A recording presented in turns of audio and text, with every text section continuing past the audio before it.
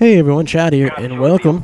This is some Black Ops footage I got here for you guys, and if you guys are wondering, I'm not going to talk too much about the gameplay, and I'm not going to talk too much about this game itself individually. I wanted to get a little bit mixture in here, and anyways, if you guys are wondering what I'm using right now, it's Extended Mag with the FAMAS, and it's using Lightweight Pro with Sleight of Hand Pro, and I believe I was using Marathon in this setup, and I pretty much cracked up laughing when I died from that car.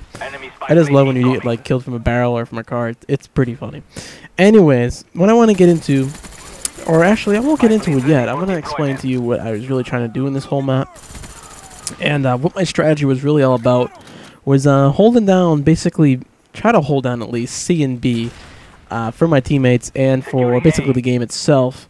And you know, I did pretty much did a good job doing that up to that point in this game. You'll see as the game gradually goes on, you can see as my teammates they tend to walk around too much and they end up getting killed, and eventually they start respawning in places you don't want to be. You know, basically they started respawning behind us, and you know, I basically try to like keep an eye on all my teammates in the map, get an idea where they are, see if someone's always watching my back. You know, right here I see on the radar someone's coming behind me. Throw the flash, kill him. Pretty easy kill. You see, I always want to keep an eye on. That's what I always try and do, guys. I always try to look at the map where your teammates always are, because that's a big key, especially in a public match or anything like that. You just want to know where everyone is on the map, so you get an idea where the enemy's coming from, where they're spawning from, where they're going to be coming out of, and obviously that's a big help. But anyways, I want to get into a little bit of a different discussion, and this different discussion I want to talk about today is what do you guys think of video games becoming a different, maybe like a different format? And by format, I mean just getting rid of disc, and no more Blu-ray, no more disc games, no more disc at all for video games. You know, Xbox Live has, you know, games on demand. They have the arcade. They have, you know, a bunch of game demos that you can all download on their marketplace. Now, to my obvious opinion, why won't they just do that for any other game? And ultimately, I'll tell you the reason why. I know some people are probably already thinking, like, Chad, that will never happen. And I basically know this would make it 10 times easier for all of us. And, I mean, it could really split it. You can go half and half on this. And people, I'm going to get a mix people of who's going to disagree and not disagree. I mean, who's going to agree and who's going to disagree. But what I'm saying is for people like myself and I don't know, for this basically for anything else for that matter, anybody, basically, you know, think about it. If a game is downloadable on the account, like, you know, you basically, the game releases on March whatever date, and it's accessed online. Now, of course, you're gonna have to deal with the flooding of people trying to download this game all at once and all that. I understand that point. But also, you know, I really feel like that's such a good opportunity for people like, you know, they don't have time to run down to GameStop, or you know, I feel like it would generate more help for the, you know, the Xbox community or the PS3 community for that matter. And, you know, that's what I was thinking of. I was like, why don't they just make the games all downloadable? And think about it. Now the Xbox doesn't have to have a CD player in it. Or not a CD player. Why would I even say that? A DVD player, for that matter. Or anything like that. And they could throw in basically a souped-up hard drive. Not like a souped-up, but they can throw in like 2 hard drives, get like 1 terabyte of space in there, and you know you're gonna have plenty of space. I'm sure there's gonna be different. You can do different output, like have, you know, 100 gigs, 200 gigs, you know, for that matter. So some people are gonna be like, well, you know, you figure Xbox has a lifespan of 8 years. Well, that's without counting the issues with the red ring of death and all that. But I'm just saying, like, you know, they make a flawless product cooling-wise and all this. So now they throw in 2 hard drives where the CD players used to be, and now you have this basically a computer almost. Think of that. And, you know, you have all this space. It's all built in. And now now you have, you know, tons of space. You can download as many games you want. You don't have to go too much. Now, I understand where maybe some companies will have an issue with this. Now, I understand that, like, GameStop would probably become almost obsolete. Well, not obsolete, but to a point they'll lose a lot of their business because a lot of their stuff is pre-ordered and all this. But I also have an opinion for that, where you can still pre-order stuff, I think. And they should make it just like how a pre-order would work. And they should have an early release date and then they should have like the regular public release date, meaning like you can get it 1 day early if you pre-order. And maybe that would be a good way to maybe counter that, you know, so GameStop won't be complaining or anything like for that matter. You know what I mean? So it's not like the gaming companies really gonna get too mad at themselves, like, oh, you know, Jesus Christ, you know, this new technology really sucks, blah blah blah blah.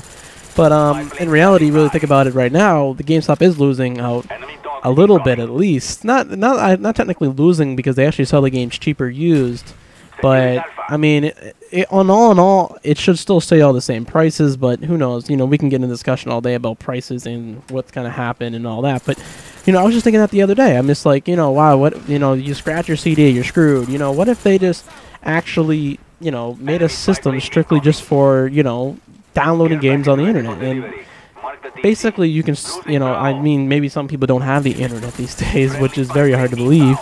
But I mean, even for that fact of the matter, you can still sell copies of the game on a flash drive or, you know, like a USB flash drive, but then you'll get into like hacks or something like that. And, you know, I can understand that point, but I mean, I'm sure they can build some security around that. And if people don't like, oh, I don't have the internet and, you know, I just want to play games offline and, you know, maybe you can still sell flash drives out of that. I'm just saying, why don't, my argument here I'm trying to make is why don't we get rid of the CD part of video games?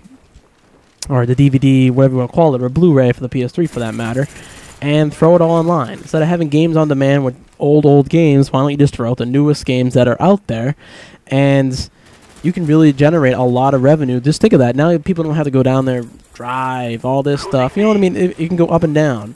And I think they can really do a lot with the Xbox 360. Just for instance, they take out that CD drive, they put in, you know, maybe 2 hard drives, 1 hard drive, whatever that floats their boat. You know what I mean? It's different things you can go in this. And I was just thinking that the other day. I don't know if you guys agree with me or if you disagree with me.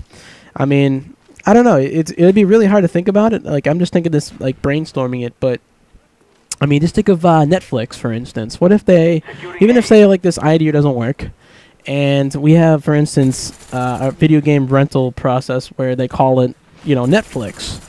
And, well, not Netflix, I'm sorry, GameFly.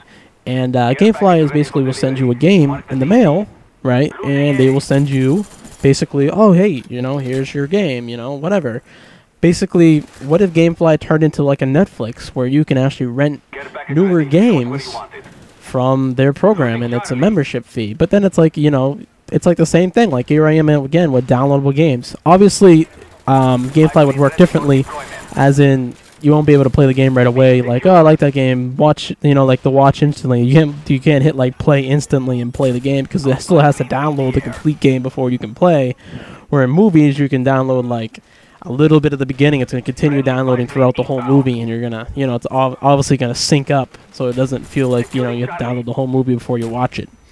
So that's what I'm trying to say, guys. I don't know if you guys agree with me or not, but I mean, think about it. Even if this whole idea, if Xbox doesn't want to go through that idea, why don't they support this for like a GameFly or, you know, I just have a funny feeling that someone's going to do that. I mean, there's a few newer systems out there.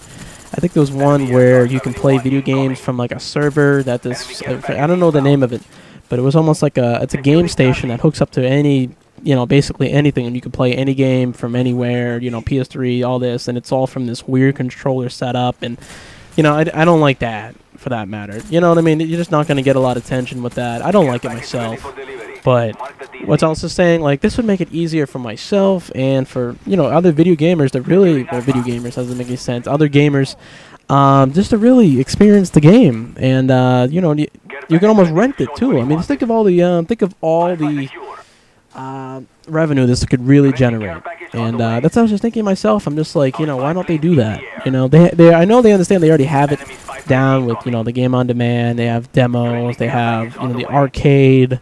They already have basically their building block from this. And this guy pissed me off, by the way, by stealing that. But I actually ran around. I didn't think I got this. This is Valkyrie Rockets, but he didn't kill anybody with it. But that did piss me off. But getting back to what I was saying,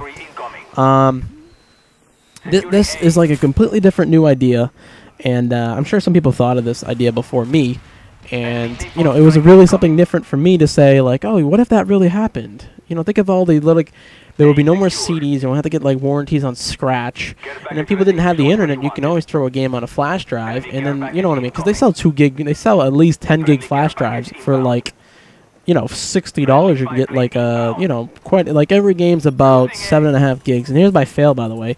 The game goes black because I didn't touch the controller during a theater mode. I'm like, oh wow, so that's my bad on that one. But you know, give me your guys' opinion on that idea. You know, maybe you guys have some better ideas. Maybe some better ideas you guys can throw at me. But anyways, I go 35 and 15 on this game. If you guys are wondering, for that matter. And give me your opinions, guys. All right, this has been Chad. You guys take care.